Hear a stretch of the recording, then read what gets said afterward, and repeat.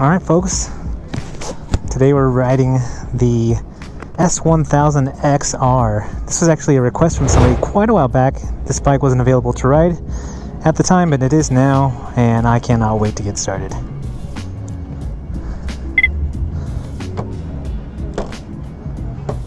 Alright, just to... Oh, very nice. Alright. We got the 999cc inline 4 BMW engine. It's the same engine that's in the S1000R and the S1000RR. All of them slightly tuned differently. This one is tuned to be an amazing sport tourer. It's got a naked bike look to it. You're sitting up higher than you are, and you're sitting way more upright than you do on either the S1000R or the S1000RR. And I can't wait to get out on this bike. This is something that it's in a good place for me because it does have kind of an adventure feel because of the upright feel, but definitely more of a sportier feel. So this is, as far as getting a bike to tour on, this is one I would definitely consider. So we're gonna see how it feels.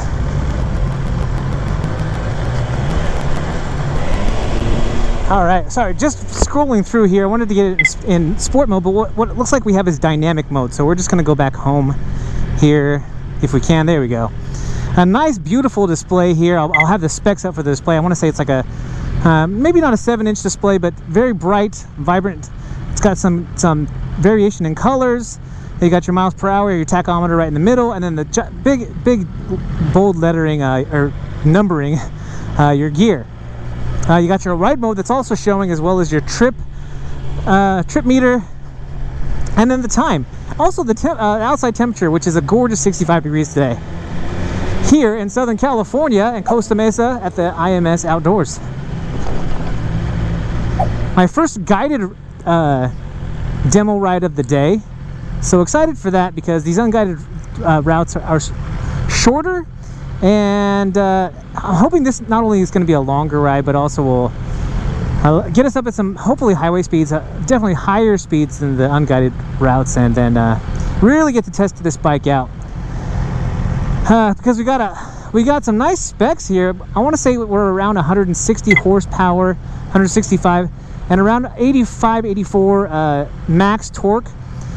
So this bike has plenty of giddy ups, has plenty of go. But it also has a nice comfortable riding position. I will say about the stock seat though here, it is wider than you're gonna find like on a adventure tourer, because this is not an adventure tourer. This is more of a sport tourer, I believe. So it's wider. My legs are farther apart. So for the seat height, I'm on my tiptoes here, but I can get both feet down. It's just just something to take note of if you're considering this bike as a shorter rider. Now, as far as balance goes, a bike that's taller like this, especially for a shorter rider, I know there might be some concern over, you know, having it be a little top heavy. Oh yeah, so more like a sport bike. This bike has a lot of a lot more torque in the higher end of the RPM range than it does in the lower end, which is nice. You know,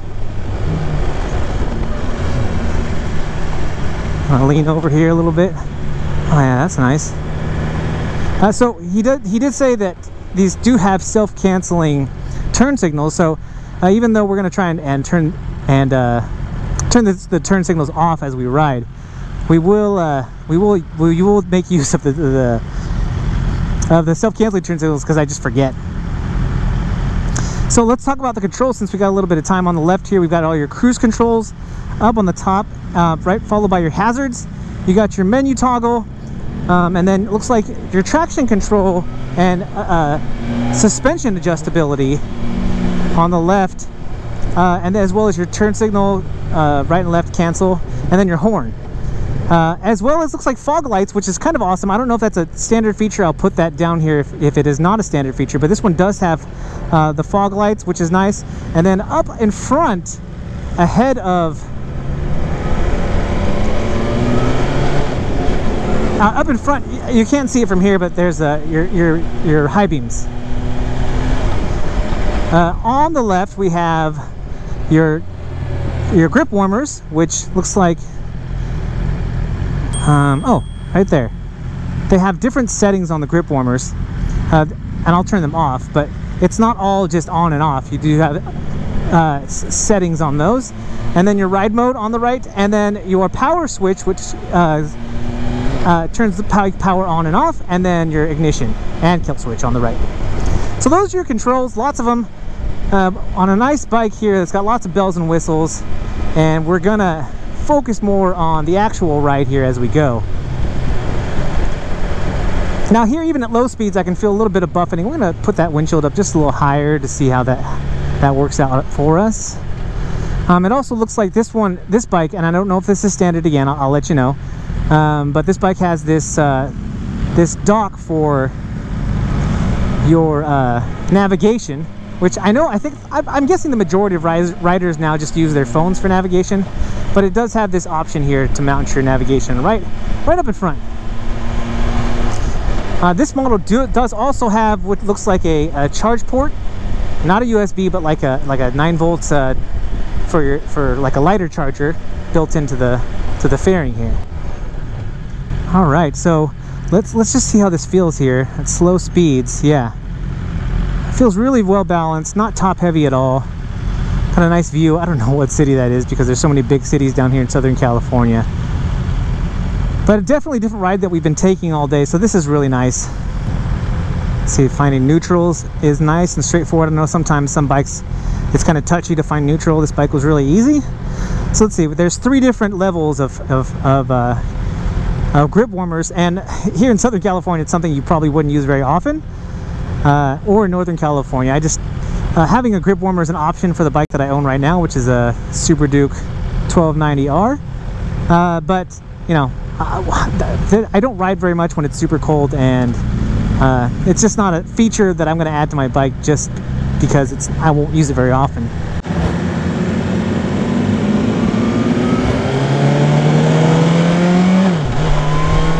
So this bike does have the Shift Assist Pro, or Quick Shift. I'll have the exact name of the BMW version of Quick Shift on here. So you let off the throttle and you can quick shift without using the clutch. All you need the clutch for would be to get out of first and when you stop. So let's just see how that feels. Oh yeah, that's nice. You know, wouldn't expect anything less from a BMW, but we'll try the downshift as well, the quick shift without shifting. We got this wide sweeping turn to the right. That felt really confident.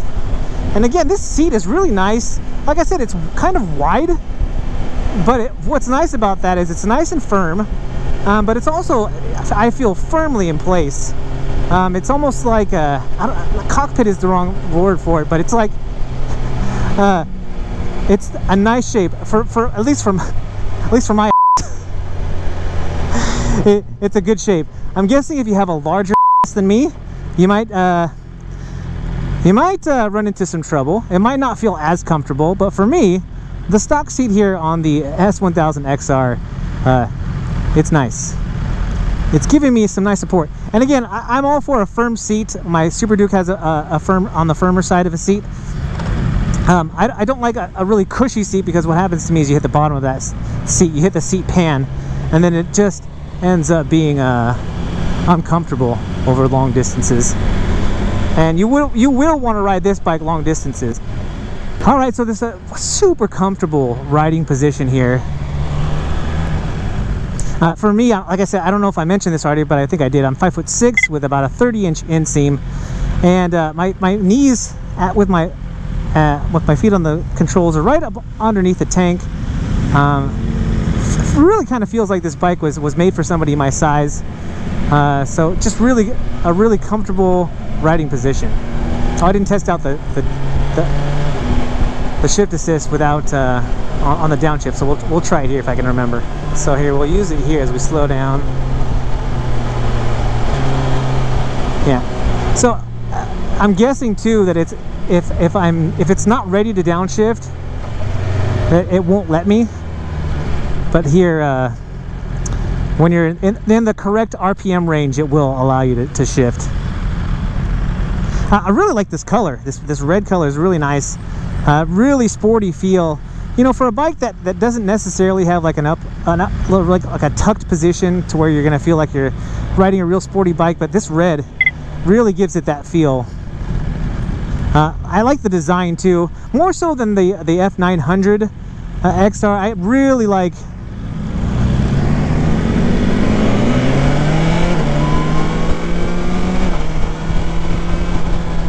Oh, we missed it. ABS. Oh, so this bike has keyless start. This is the power button. So instead of having the typical key ignition here, you just got the power button.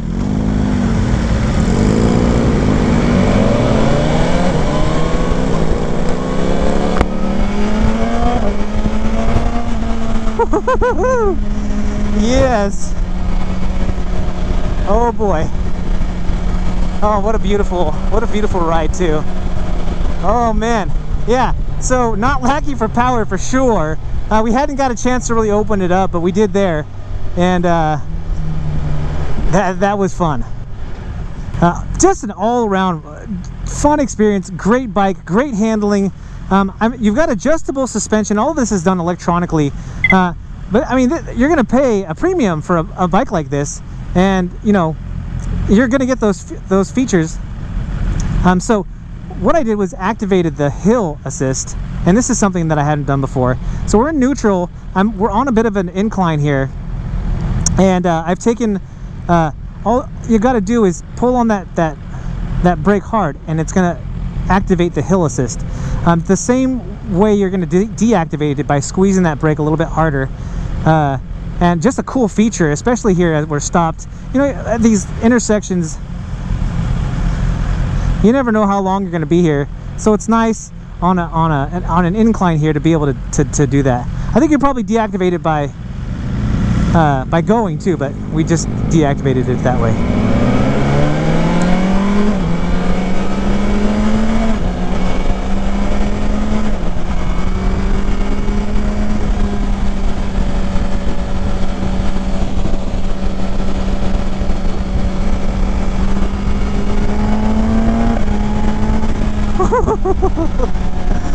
Yeah, oh my goodness, what a fun bike. And I love it when a guide will let you grip it and rip it like that. Oh, hopefully our guys don't stop. Nope, they didn't. Okay, so we've also got these wind deflectors here for the hands, which is kind of a nice feature. It's not something that I've ever used because I don't use a windshield on my bike either. But just sitting on this bike, the only wind that is really bothering me is the buffeting I'm getting in my head. And let me see. Oh yeah, it's a lot worse there. I don't know if you could hear the wind noise when I dropped that windshield down, but you're gonna get more buffeting if you got the windshield lower. I'm just not a big fan of the windshield anyway because of buffeting. I'd rather have the wind hitting me like squarely in the chest and have to contend with that rather than contend with buffeting. But that's just my personal preference. But these hand guards are nice, and they're keeping, and again, we're talking about keeping your hands warm. This is going to help, having these wind deflectors. So let's activate that heel start. So now we're on a decline, and again, it's just nice to not have to have your hand on that brake. All right, just a cool feature that I've never actually got to try before, and you got a nice sound coming from this engine. I love the sound of the inline 4 on the S1000 series. It's almost like that throaty diesel sound. Obviously, you can upgrade your exhaust to get a better sound out of the exhaust, but as a guy who doesn't, you know, I don't want my exhaust super loud. This is just fine, and I think it sounds great.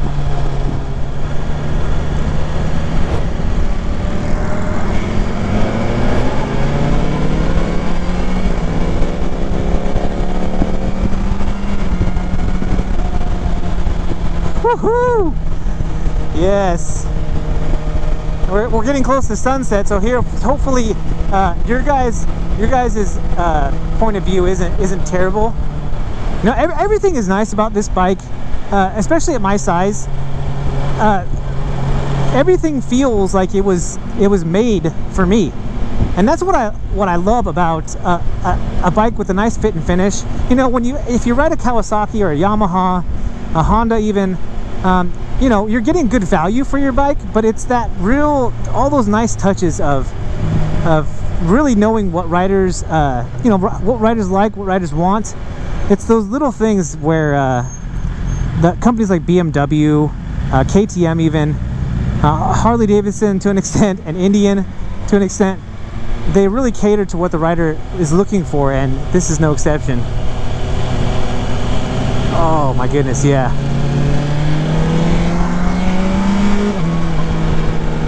Felt really good in that tight turn. Even though we weren't going too fast, felt really nice, really confident. Again, there's nothing to complain about on this on the S1000 XR. We're gonna keep this video rolling, but at this point, what I'll do is I'll pose to you guys. If you have questions about the S1000 XR that I haven't answered, make sure you leave them in the comments. I'll do my best to answer them. Oh, see, I didn't cancel the hill start, the hill assist. I just went and it just canceled itself. Whew.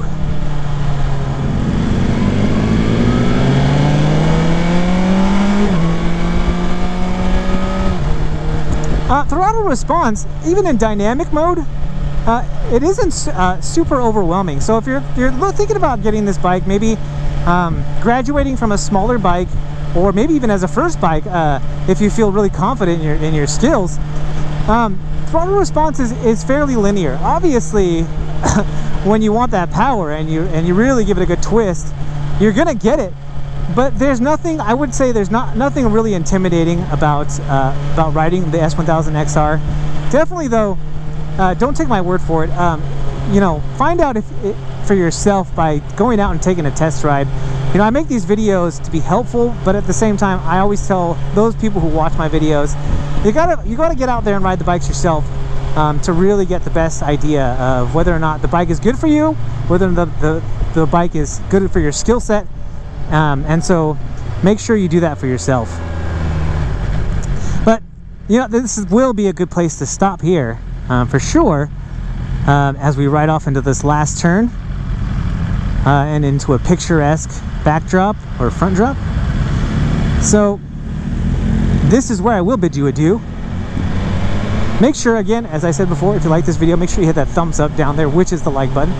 And if you haven't already, smash that subscribe button. Guys, if you are out there riding, please be safe. Be kind to one another. My name is Eric. I'm that one guy. Ooh, this is nice. And I am out.